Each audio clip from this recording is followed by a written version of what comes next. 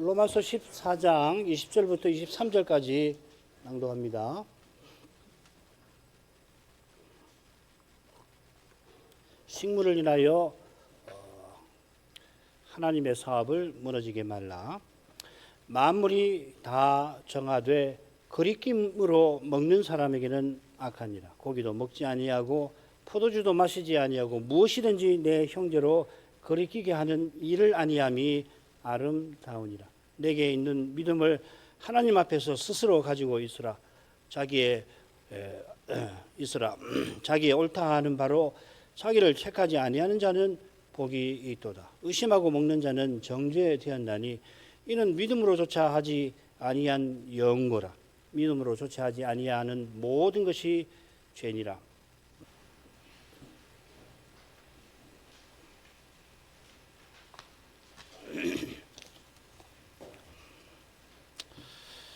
사도는 하나님 나라는 먹는 것과 마시는 것이 아니고 우리가 섬기는 그리스도의 나라임을 교훈합니다.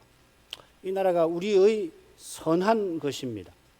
교회 선생들에 따르면 하나님 나라는 최고 선입니다. 과연 그 나라를 다스리시는 하나님이 홀로 선하십니다. 우리 하나님은 우리의 악을 선으로 바꾸실 만큼 선하십니다. 우리의 악을 선으로 바꾸려고 하나님이 우리의 악을 십자가에서 담당해 주신 것입니다. 이는 그리스도의 세계를 세우시려 함입니다. 이 세계는 지금 선으로 악을 이기는 방식으로 지금 여기서 세워져 가고 있습니다. 그러니 이 세계야말로 선한 것이라 할 것입니다. 선한 창조의 목적일 것입니다. 이 선한 것을 이루는 이것이 하나님의 사업, 하나님이 이것을 이루려 하시는 것입니다. 우리의 선한 것을 위해서 하나님께서는 과연 태초에 선하게 창조하셨습니다. 타락한 사람을 제외하고 스스로 속된 것은 없는 겁니다. 하나님이 지으신 모든 것이 본래 정합니다. 사람이 타락했지 짐승이나 심지어 식물이 범죄한 게 아니지 않습니까?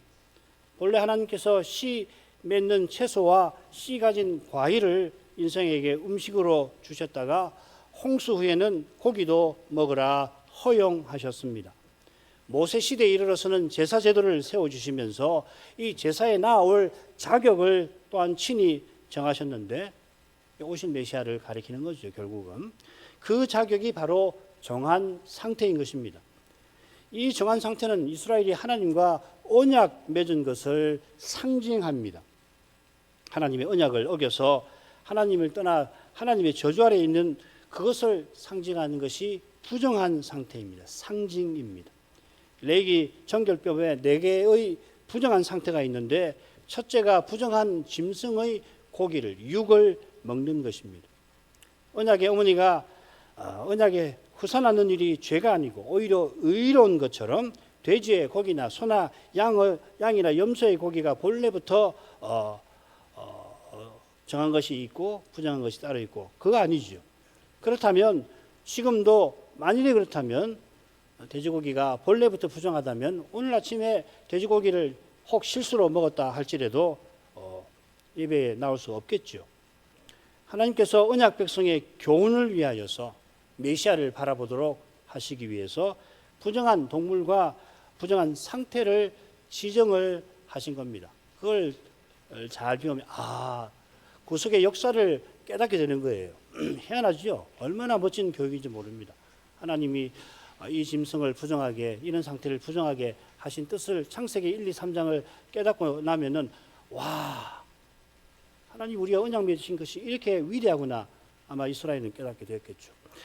그 경우는 이스라엘이 언약 안에서 하나님을 가까이 하게 하시는 데 있는데 하나님께서 여호와의 종으로 오셔서 그 길을 여시고 그 길이 되어 주신 것입니다. 이제 그리스도를 믿는 자는 누구든지 따라서 뭘 먹든지 상관없이 하나님을 가까이 하는 것입니다.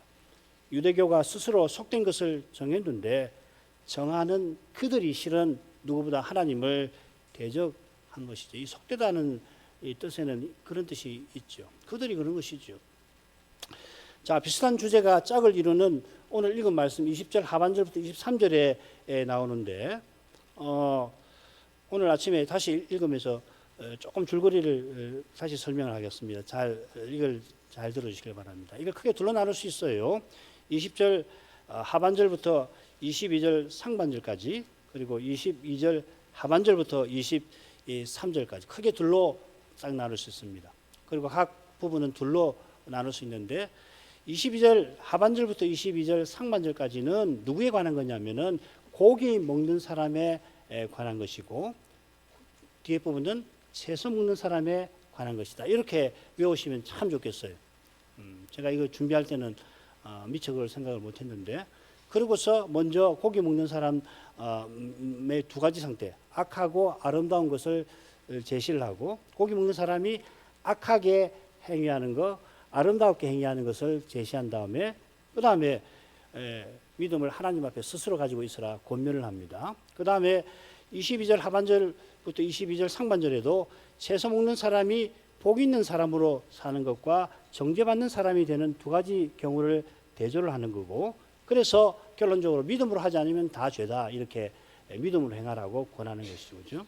아주 멋진 줄거리인데 제가 미처 다 살피지 못했습니다. 그러니까 요점은 뭐냐면은 전반부는 고기 먹는 사람에 관한 내용이라는 것을 기억하시고, 후반부는 채소 먹는 사람에 관한 것이다. 이것만 지금 기억을 하시고 강서를 들으시기 바랍니다. 먼저 20절 하반절부터 21절까지 읽도록 하겠습니다. 만물이 다 정하되 그리낌으로 먹는 사람에게는 악하니라. 고기도 먹지 아니하고 포도주도 마시지 아니하고 무엇이든지 내 형제로 그리키게 하는 일을 아니함이 아름다우니라. 그러니까 지금 이 고기 먹는 문제에 관해서 20절에서 상반절에서는 악한 것에, 그리고 21절 하반절에서는 아름다운 것을 사도가 대조를 하는 겁니다. 그러니까 여기 이 만물은 문맥상 모든 식물을 가리키겠죠, 그죠? 추상적인 이야기가 아니고 음식에 관한 내용이 줄곧 이어지고 있는데, 지금 다루는 이 넷째 단락 14장 1절부터 15장 7절에서는 이 고기 먹는 문제를 다루고 있습니다. 모든 식물이 다 정하다 하는 것은 음식 자체가 하나님을 예배하고 하나님 나라를 드러내는 데 장애되지 않는다, 이 말이죠. 오히려 하나님 나라를 드러내는데 쓰일 수가 있고 그게 거룩하게 되는 것이죠. 하나님께서 태초부터 음식을 우리에게 주셔서 먹게 하셔서 인생은 먹어야 합니다. 우리가 하나님을 의존하여 살아가라 하시는 것이고, 그래서 하나님을 향하라 하고 주신 것입니다. 그런 데 있어서 우리는 주님께서 일용할 양식을 구하라 교훈하신 것을 유념해야 합니다.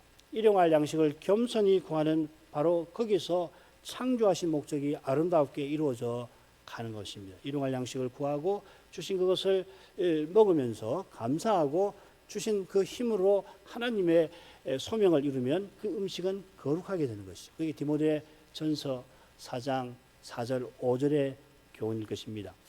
그러나 디모데전서 그러나 거리낌으로 먹는 사람에게는 악합니다. 이 번역에 따르면은 주어가 만물이 될 텐데 그 원문에도 맞지 않고 주제와도 그렇습니다. 굳이 여기 주어를 특정한다면 주어이면서 목적어인데 고기가 될 겁니다. 무슨 말이냐면요, 누가 고기를 먹어서 형제로 넘어지게 하는 것은 악하다 하는 겁니다. 거리낌으로 먹는다고 할 때 자기가 거리키게 되는 게 아니라 거리키게 하는 것으로서 이 말입니다. 형제를 거리키게 하는 그런 방식으로 먹으면 악하다 이 말이에요. 고기가 악한 거죠. 고기 먹는 것이 악하게 되는 것입니다. 악함은 정함과 반대되는 게 아니라 우리의 선한 것과 반대되는 거죠, 그죠? 정함, 부정, 그 다음에 악함, 선함. 무슨 말입니까? 악하다는 것은 이 그리스도의 사회를 방해한다 이 말이죠. 나는 고기 먹을 수 있다고 해서 이 채소 먹는 형제를 거리끼게 만들면, 실족하게 만들면 그건 하나님의 선한 사업을 무너지게 한다 하는 뜻입니다. 거리킴이라는 게 13절에 나왔죠. 부딪힐 것으로 내 형제 앞에 두지 말라. 이것과 정반대되는 태도를 사도가 이어서 교훈합니다. 그래서 21절 첫 낱말이 뭐냐면 아름다움. 이것이 아름답다, 이것은 이렇게 되어 있습니다. 그래, 이 아름답다고 번역한 이 말은 흔히 선하다 이렇게 새겨져 있습니다. 로마서에 보면 다른 경우에 보면 선하다고 되어 있습니다. 그러니까 20절 하반절에 나오는 악하다와 반대말이 되는 거죠. 고기 먹는 사람이 어떻게 하면 아름다운 선하게 되는가, 어떻게 하면 악한 것인가, 그걸 이야기하는 겁니다. 사도가 권하는 아름다운 태도는 고기도 먹지 않고 포도주도 마시지 아니하는 건데, 그렇게 아니하는 이유는 그게 고기, 포도주 먹는 것이 내 형제로 거리끼게 하는 일이라면은 먹지 아니하는 겁니다. 이런 문제가 생긴 주된 원인은 유대교가 이방인과의 접촉을 속된 것으로 만든 데 있죠. 유대교의 이런 가르침 때문에 베드로 사도가 고넬료 집에 가서 복음 전한 일이 곧바로 예루살렘 교회의 심각한 사안이 되었던 겁니다. 이방인도 하나님 말씀을 받았다는 소식이 이 예루살렘 교회에 전달되었는데 얼마나 기쁜 일이에요. 그런데 할례자들은 그 기쁜 소식은 놔두고, 아니 사도가 이방인하고 식사를 했다고? 어떻게 그럴 수 있느냐 하고서 이제 맹렬히 비판을 하죠. 베드로가 성신의 인도와 가마를 이야기를 하곤 하니까 처음에 비방하던 이들이 그 말을 듣고 잠잠하여 하나님께 영광을 돌렸습니다. 신비하게도 비슷한 시기에 핍박에 흩어진 이들이 이방인에게 복음을 전하지요. 11장 후반부에 나옵니다. 이 예루살렘 교회가 이방인도 복음을 받았다 소식을 듣고는 바나바를 수리아 안디옥에 급파를 하여서 이 이방인 신자를 돌보게 합니다.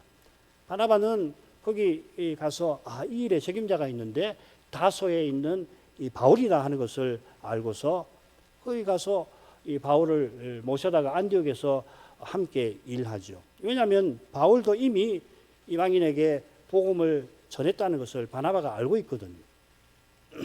전에 다 사도행전 공부할 때 제가 말씀드린 줄 압니다. 그래서 이 사도행전 9장부터 12장까지 한 단락이에요. 이 복음이 이방인에게 전파되는데 비슷한 시기에 베드로가 고넬료에게, 그 비슷한 시기에 혹은 어쩌면은 바울이 이 고넬료 사건보다도 먼저 이 이방인에게 복음을 전했을 수 있습니다. 그리고 이제 흩어진 자들이 또 이제 이방인에게 복음을 전하는 아주 신기한 일이 일어나죠. 그래서 사도행전 9장부터 12장을 묶어서 읽어야 하는 겁니다. 그리고 이게 13장에 가면 바울의 이방인 선교하고 바로 이제 가교가 되는 거죠, 그죠?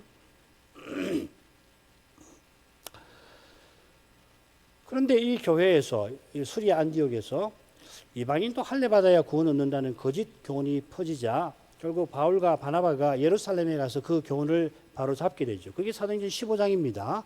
그때 이제 이 문제에 대해서 이 예루살렘 회의에서 이 규례를 정하는데 그게 사도 규례라고 하는 것입니다. 이 규례에 따르면 4가지 이방인들이 반드시 지켜야 할 4가지를 명시했는데, 우상의 제물 먹는 거, 음행하는 거, 그 다음에 목매어 죽인 것, 피를 멀리하는 거, 이 4가지인데 이게 넷은 다 우상 숭배와 관련되어 있는 겁니다. 우상 숭배는 해서 안 된다 하는 겁니다. 우상 숭배 외에 이 신자로 살아가는데 이방인에게 짐을 주지 말라, 뭘 먹는가, 절기를 지키는가, 이런 것을 이 의무로 부과하지 말라는 것이었죠. 자, 그 중에 우상의 제물은 고린도전서 8장에서 10장까지에서 다루듯이 조금 미묘합니다. 우상 제전에 참여해서 그들과 함께 우상에게 드린 제물 먹는 것은 분명히 죄이죠. 놀랍게도 고린도 교회에 이런 사람이 있습니다. 이제 우리는 부활에 이르렀으니까 부활에 이르는 사람으로서 이전에 하던 우상 숭배 제전에 가서 같이 제사 드리는데 참여하고 먹더라도 우린 죄 안 짓는다, 그렇게 생각하는 사람이 있었어요. 그건 그럴 수 없는 거죠. 우상 제사에 참여하는 겁니다. 귀신의 제사에 상에 참여하는 것이 죄라고 분명히 규정합니다. 반면에 제사 드리고 물린 고기를 사서 먹거나 이방인에게 초대받아서 이방인 친구에게 가서 먹는 거, 그 죄가 아니지요. 그런데 이방인 신자도 그 고기를 사서 먹는 일을 거리끼는 사람들이 있었던 게 사실입니다. 그게 고린전서 8장 후반부 주제입니다. 심지어 고린도 교회는 말씀드린 대로 내가 이미 부활에 이르렀다 하고서 이전에 우상 섬기던 때처럼 아예 우상의 집에 앉아서 먹는 이들이 있으니까 그 모습을 본 어떤 교인들이 양심이 상하게 되거나, 그 죄인데 저러면 안 되는데 그래도 괜찮아, 가서 그 이전처럼 가서 제전에 가서 참여해서 같이 고기 먹여도 아무 죄 없어, 가 그렇게 했을 것 같아요. 아닌데 하면서 가자고 그러니까 뭐 이전에 친구도 만나고 이전에 했던 기억도 나고 가서 앉아서 먹는 일이, 그 양심이 양심에 거스르는 그 죄인 줄 알면서 먹는 일이 생겼던 것 같아요. 지금 로마 교회는 그런 정도까지는 아닌 것 같은데, 문제는 이 고기 먹는 이방인 신자가 채소 먹는 이 유대인 신자들을 업신여긴 게 문제의 발단입니다. 업신여기니까 유대인 신자들이 이 비난을 하는 거죠. 우리가 먼저 믿었는데, 우리가 유대인인데 하면서 어떤 유대인 신자들이 업신여김 당하기 싫으니까 이 양심의 가책을 느끼면서도 나도 먹을 수 있지 하면서 고기를 먹지만 그게 이제 신앙이 흔들리게 되는 사례도 있었던 것 같습니다. 자, 이 23절에서 다뤄줄 주제예요. 이런 일이 생기지 않도록 자기 권리를 내려놓으라고 사도가 권하는 거죠. 사랑의 빚을 기꺼이 지라 하는 거죠. 우리가 짝을 이루는 12장 9절부터 13장 10절에서 바로 이 주제를 다뤘잖아요. 이게 기독교 윤리의 핵심입니다. 사랑의 빚을 기꺼이 지고 자기 권리를. 그 관점에서 고린도전서 7장 같은 거 읽어보시면 아주 분명할 겁니다. 사도는 고린도전서에서 형제를 실족지 않게 하려고 나는 영원히 고기를 먹지 아니하리라. 형제를 실족지 않게 하려면은 나는 영원이라도 고기 안 먹겠다. 이 고백은 고린도전서 8장 13절인데요. 바로 위에 뭐라고 되어 있냐면 그는 그리스도께서 위하여 죽으신 형제라 하는 사실에 서 있는 겁니다. 그리스도께서 여기 있는 내 형제 중 지극히 작은 자 하나에게 한 것이 곧 내게 행한 것이라 하신 것처럼 형제에게 죄 짓는 것은 곧 그리스도에게 죄 짓는 것이니까 형제가 실족하게 만드는 죄는 그를 위하여 아들을 내어주신 아버지께 얼마나 큰 죄가 되겠냐 하는 것입니다. 우리 주님도 실족하게 만들지 않도록 차라리 그 목에다가 돌을 메서 죽이는 게 낫다. 실족해 하는 것이 그렇게 무섭다는 거죠. 그렇지 않아요? 그래서 이 실족해 하는 일로 말미암아 세상에 화가 있을 거다. 이 영원한 심판과 관계되는 겁니다.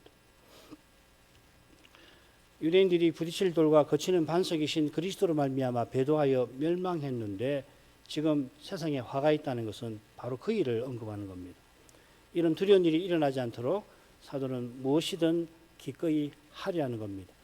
그래서 고기 먹는 일을 영원이라도 그럴 필요가 있나요? 영원히까지 갈 필요도 없이 해결되는 거지만 아주 강하게 영원이라도 결코 내가 이 땅에서 고기 먹고 사는 이 지금은 절대로 먹지 않겠다 하는 겁니다. 이건 형제와 함께 영원한 제국에 함께 살고자 함이고 그 제국을 영원히 세우자 함일 것입니다. 그 다음으로 가죠. 내게 있는 믿음을 하나님 앞에서 스스로 가지고 있으라. 내게 있는 믿음이 누구의 믿음인가 살필 만한데 이미 제가 말씀드렸죠, 그죠? 여기 여러 가지 이야기 할 거 없이 이 고기 먹는 사람이라고 보시면 되겠습니다. 그렇게 이해하시면 되겠습니다. 마찬가지로 내게 있는 믿음은 2절에 모든 것을 먹을 만한 믿음이에요.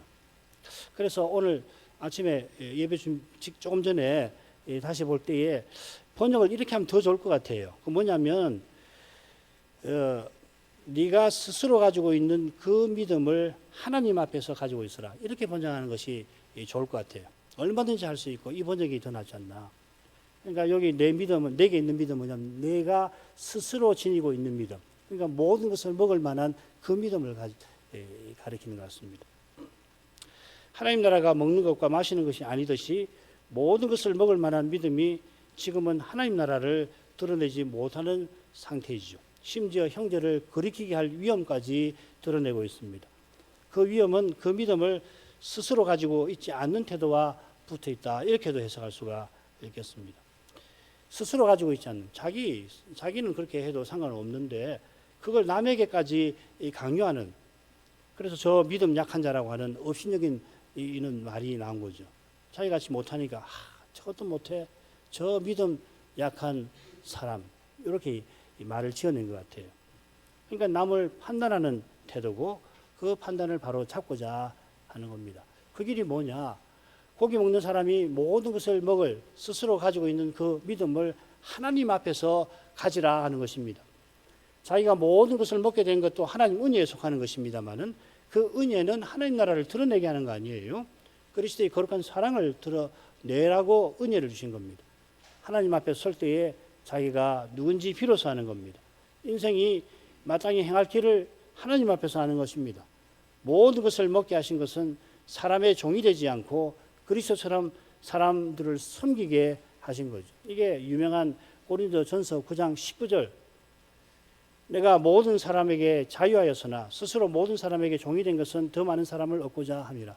루터의 그리스도인의 자유라고 하는 책을 쓴 바로 그 구절 아닙니까? 한국 교회가 선교 초기의 여러 상황 때문에 교인이 술 먹는 것을 철저히 금했습니다. 그 선교사님들의 신앙적 배경도 있고요. 개혁신앙을 배워서 이 술 먹는 것 자체가 이제 문제되는 건 아니다 하는 걸 알았다고 해서 서로 모이면 술 먹는 자유를 만끽할 뿐만 아니라 만끽할 수 있죠. 전에 막 억눌려 있다가 만끽할 수가 있는데, 그런데 심지어 술 먹는 것이 잘 믿는 것처럼 착각을 한다면, 이제 우리 안에 있는 경험이잖아요. 수양이든지 뭐 심지어 사경회를 하는데 그냥 우리 모처럼 모였으니 교제하자고 그래가지고서 이제 우리 술을 먹게 됐다고 해서 마치 이 교인들이 모여 술 먹는 것이 뭐 잘 믿는 것처럼 꼭 그렇지 않잖아요. 그래서 안 먹겠다는 사람도 에이 뭐 먹지 뭘 무엇인데 뭐 하고 있는 거야. 그렇게 할 필요가 없잖아요. 그럴 수가 있단 말이죠. 그건 착각이죠. 그보다는 주께서 주신 자유와 그리스도의 생명을 발휘하여 그리스도처럼 섬기는 자유라는 고귀한 진리를 놓칠 수가 있습니다. 아직까지 한국에는 그 교회 다니는 사람이 술 먹는 것에 대해서 부정적으로 생각하는 그룹들이 있거든요. 연세 많으신 분들은 세상에 교회 다니는 사람이 무슨 술, 담배를 먹냐. 그런 분이 가까이 계시면 그분을 위해서 내가 영원히라도 안 먹지. 이게 이 그리스도의 자유의 능력이잖아요. 할 수 있지만은 그 권리를 기꺼이 이 형제 유익을 위해서, 교회 유익을 위해서 버리는 능력 말이에요. 이게 사랑의 능력이라고 하는 거거든요. 이 고린도전서 9장에서 말하는 것이고 로마서 12장부터 이 15장에서도 바로 이걸 이야기하는 거거든요. 이게 그리스도 윤리라고 하는 겁니다. 그리스도를 본받음. 그리스도가 그렇게 우리를 위해서 그렇게 하신 거 아니에요. 주님이 십자가에 달리실 이유가 뭡니까? 아무것도 없지 않습니까? 우리를 위해서 기꺼이 이 고난을 당하신 것처럼 우리를 섬기셨거든요. 우리도 그렇게 섬기라 하시는 겁니다. 이게 뭐 갈라디아서에서 우리 공부를 했고요.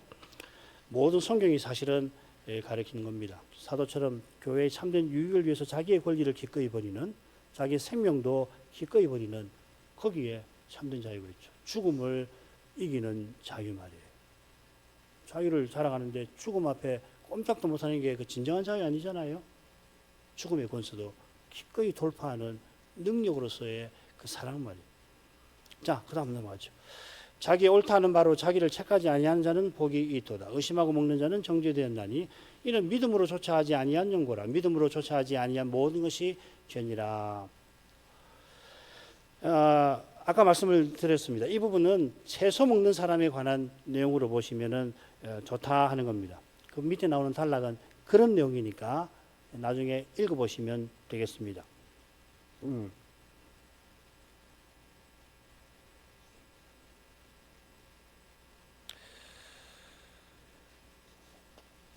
두 번째부터는 밑에 마지막 단락부터 좀 읽는 것이 나을런지 모르겠습니다.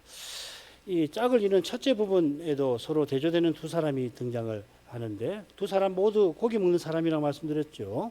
고기 먹는 사람이 형제를 거리끼게 하는 것은 악하고, 고기도 먹지 아니하여 거리끼게 아니하는 것은 선한 겁니다. 두 사람이 아니라 고기 먹는 사람의 대조적인 두 행위죠. 그렇다면 여기도 채소 먹는 사람의 대조적인 두 행위를 다룬다고 보는 것이 좋습니다. 22절 하반절에 책한다, 이 비난한다 하면 판단한다는 말이거든요. 이 14장에만 8번 나옵니다. 흔히 판단한다고 새기는데 나쁘다고, 못됐다고, 잘못했다고 판단하는 것이죠. 여기도 비슷하게 책한다 이렇게 새겼습니다. 23절에 나오는 정죄한다와 비슷합니다. 이 정죄한다는 말에 이 책한다는 낱말이 있어요. 크리노, 카타크리노 이렇게 되어 있습니다. 아울러 고기 먹는 사람이 자기를 정죄하는 상황은 문맥과도 잘 어울리지 않지요. 고기 먹는 사람이 자기를 체크할 리가 없잖아요. 22절 하반절에 비슷한 표현이 뭐냐면 주께서 그 죄를 인정치 아니할 사람 복이 있도다. 이게 22절 하반절과 비슷한 표현입니다. 죄를 인정한다는 하고 새겼는데 체크한다와 같은 뜻입니다. 주께서 죄인이라고 판단하지 아니하 하시는 사람, 주께서 장차 심판대에서 의롭다고 하실 사람은 실로 복됩니다. 장차 의롭다 하실 뿐만 아니라 이미 의롭다 하신 것입니다.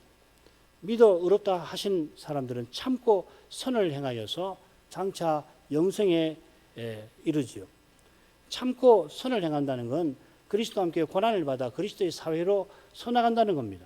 이 참는다, 고난 받는다는 이야기가 선을 행한다, 그리스도의 사회로 서나간다 이 말이죠. 이런 내용에 비추어서 자기의 옳다는 바로 자기를 체크하지 아니함을 살필 것입니다. 참고 선을 행한다는 말을 아주 구체적으로 설명해 드렸는데 과연 그렇습니다. 이게 빠지고서 선을 말할 수가 없어요. 이걸 빼고서 이 참는다는 말을 쓸 수가 없다고요. 우선 자기가 옳다 하는 바로 할 때 그건 뭐냐면 채소 먹는 일을 가리킵니다.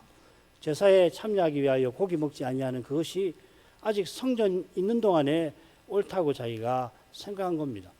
사도들도 성전에 가서 여전히 제사를 드리지요. 제사 드리려면 정결해야 되는데 문제는 정결한 상태에 관해서 레위기의 규례를 따르지 않고 유대교의 장로의 유전을 따르는 데 문제가 있는 거죠. 유대교의 그 장로의 유전, 전성에 따르면 이교 제사에 드린 고기는 부정한 정도가 아니라 가정한 상태를 불러 일으킵니다. 그래서 고넬료에게 복음을 전한 베드로 사도를 이 유대인 신자들이 힐난했던 것이죠. 레위기 정결법에는 부정한 동물의 고기를 먹게 되면 정한 동물의 사체를 먹는 것처럼 저녁까지 부정해요. 저녁까지 부정하면 심각한 거 아닙니다. 저녁까지 제사와 음식에 참여하지 않으면 문제 없어요. 저녁 번제 때에 상번제 때에 회복이 되는 거 아니에요. 다만 부정한 동물의 사체라고 하는 것은 피를 제대로 처리하지 않은 살에 피가 엉겨 있는 그런 고기를 고기로 먹으면 쫓겨나는 거죠. 심각합니다. 이 가정한 겁니다. 바울 사도도 나실인 서원을 해서 서원을 이행하려고 제사를 드릴 때에 이 레위기 율법을 존중했겠지요. 마지막 예루살렘 여행 때 야고보의 제안을 받아서 제사 드리려고 하면서 자기가 정결법에 따라 정결한 상태이니까 성전에 들어갔을 겁니다.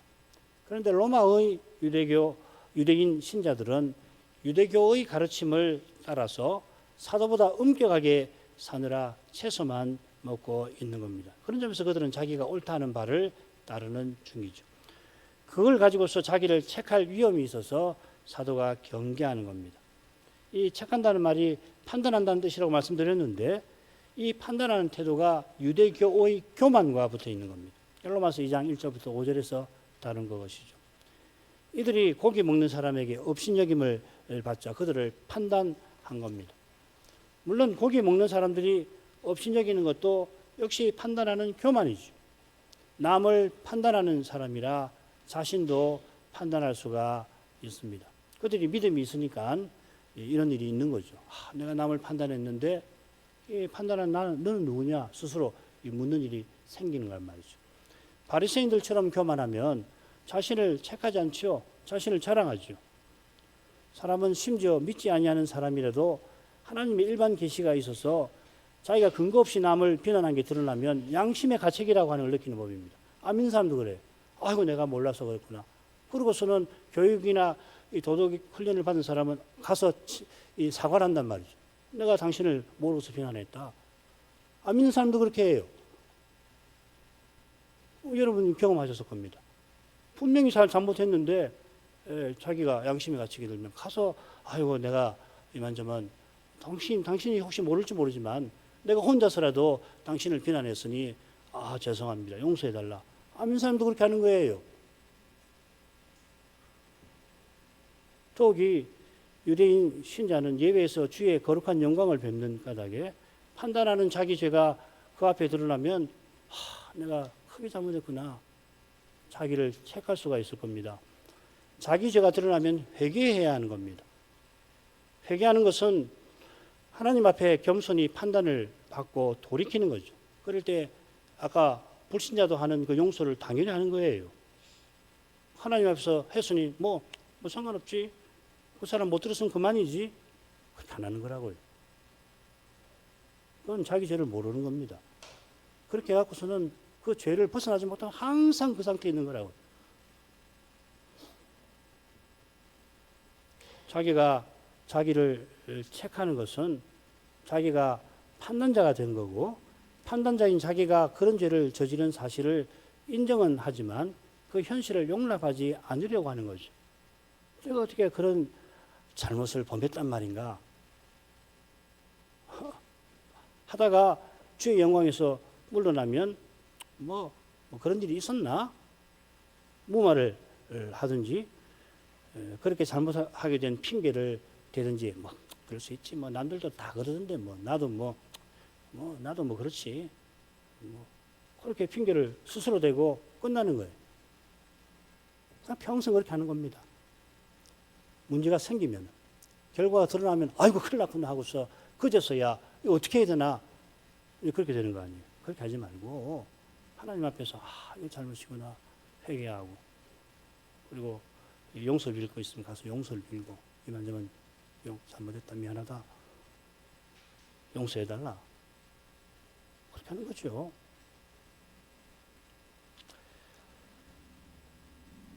심하게 자책하는 것이 마치 아무 일도 아닌 것처럼 하는 것보다 나아 보이긴 합니다. 그러나 둘 다 죄의 권세에서 벗어나지 못하는 겁니다.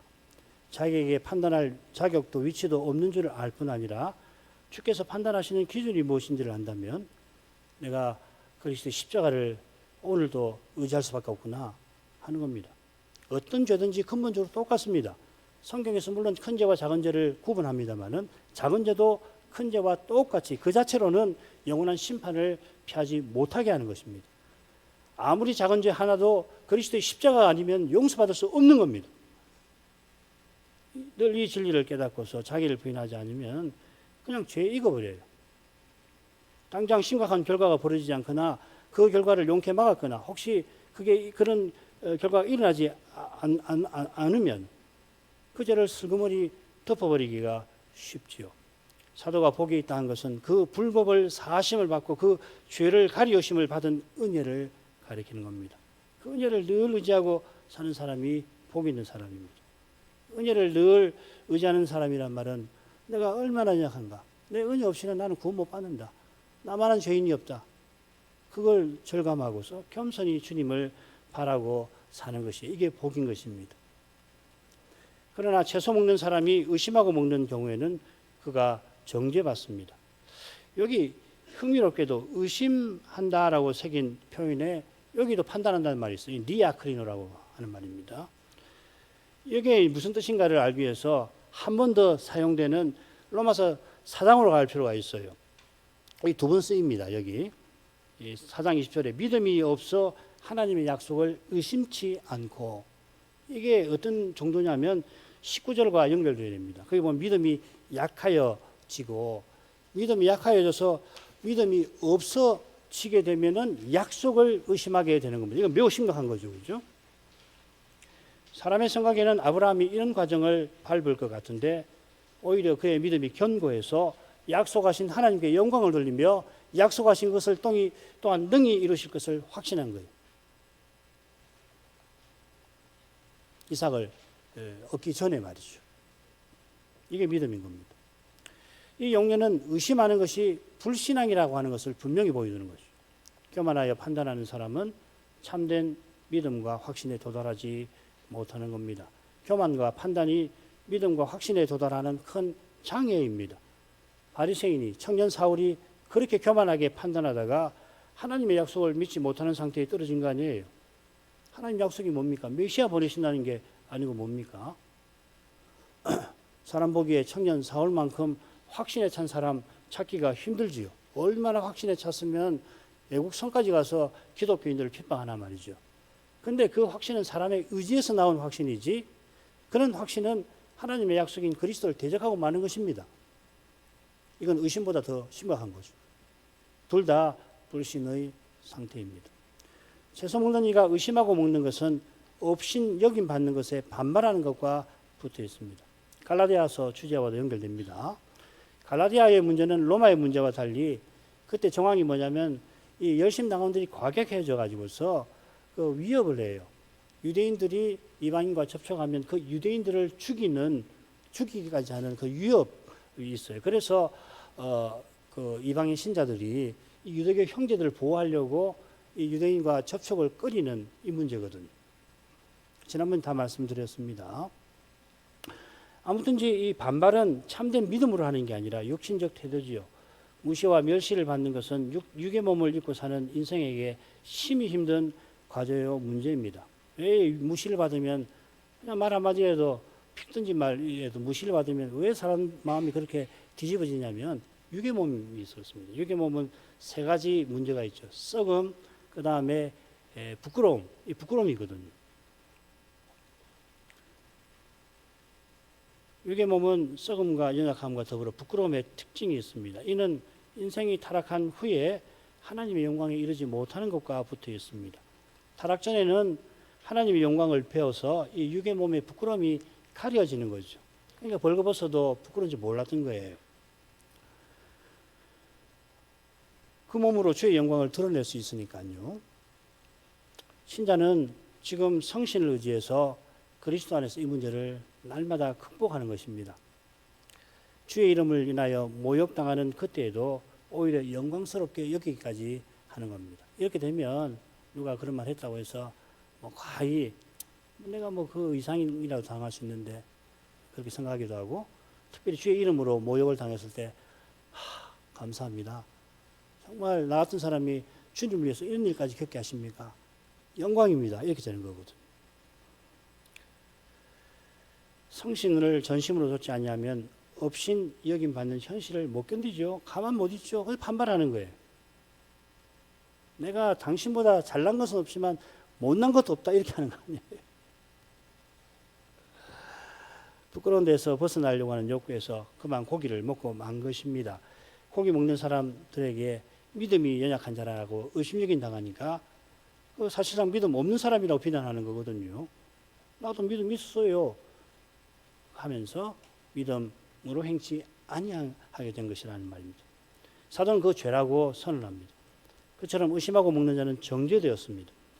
믿음으로 조차 하는 것이 하나님 앞에서 옳다함을 얻습니다. 믿음으로 조차 한다. 이 말은 믿음에서 나온 행위와 말과 생각이라는 말입니다. 뜻입니다. 지금 사도가 다루는 주제에 비추면 믿음으로 조차 하는 것은 그리스도를 드러내는 행위와 말과 생각이겠죠. 사도가 이제 내가 산 것이 아니요 오직 내 안에 그리스도께서 사신다 하고서 내가 이 육체 가운데 사는 것은 나를 사랑하사 자기 몸을 버리신 하나님의 아들을 믿는 믿음 안에서 산다 이렇게 덧붙였잖아요.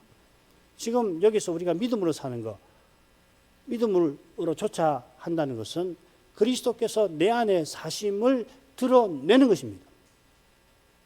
그리스도께서 내 안에 사시는 것처럼 다른 신자 안에 또 사심으로 그리스도를 드러낸다는 것은 그리스도의 몸으로서 존립하는 겁니다. 죄는 결국 그리스도와 그분의 사회를 반대하고 방해하는 것입니다. 마귀가 그렇고 장차 적그리스도가 그렇겠죠. 그리스도와 그분의 거룩한 사회가 하나님의 선하신 뜻의 요체입니다. 그리스도의 몸으로 존재하고 그 지체로 살아가지 아니하는 교회와 신자는 하나님의 뜻을 제대로 알지도 받들지도 못합니다. 기도하겠습니다. 거룩하신 아버지, 사도가 로마 신자들을 향하여 베푸는 그 교훈이 그때만 아니라 오고 오는 시대의 교회와 신자들에게, 심지어 구약 시대에도 절실함을 고백합니다. 사도를 통하여 교훈하신 그리스도께서 이제도 그 교훈이 가리키는 이 위대한 일을 이 순간에도 이루고 계심을 믿습니다. 이 일이 얼마나 위대하고 거룩한지 참으로 깨닫게 하셔서 이 시대 주님의 교회가 가야 할 길을 바르게 알고 또 그 길을 힘있게 걸어가게 해 주시옵소서. 너무도 거룩하니 이 시대에 그 일을 식별하기가 너무도 힘든 것이 사실입니다. 주님께서 친히 그 일을 이루시고 성신께서만 보게 하십니다. 그 일이 눈앞에서 이루어지고 있다 하더라도 인생이 스스로는 그것을 알 수가 없습니다. 사람의 눈에는 대수롭지 않게, 심지어 이 시대가 추구하는 인간상에 너무도 미치지 못하는, 실로 인간답지 못한 그런 모습으로도 보일 수 있습니다.